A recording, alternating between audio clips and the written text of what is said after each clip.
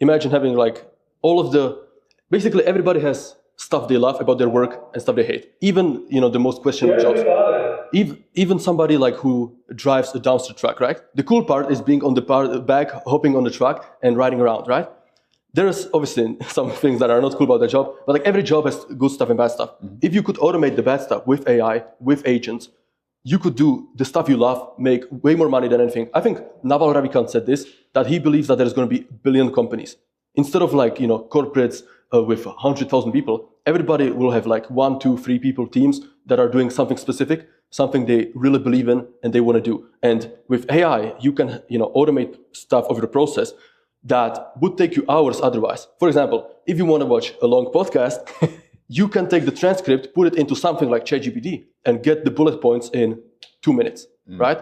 And if you really want like something specific from that podcast, that can save you an hour. And this is just compounds, right? So the more AI tools you add into your arsenal, the more agents you add into your workflow, the more time you save. And people think like, okay, I want to automate something that takes 4 hours. But the correct mindset is like, look at the most repetitive, boring tasks that you do often and try to automate those. Because even if you save 2 minutes there, 5 minutes there, that adds up over time. And soon you'll find yourself not doing the most, repetitive, boring work, but doing where you actually excel. And that is the promise of AI. There's an entrepreneurial coach that I love called Dan Sullivan, and he talks a lot about this thing called dread tax. And it's the feeling you have about doing the task that you hate. And even like you said, even if it's like 2 minutes, it actually sucks like 2 hours out of your day. Oh yeah, it's not just time, it's just energy, right? I recently read Dan Mertel's book, Buy Back Your Time. And he says you should outsource the tasks that take away the most energy and cost the most time.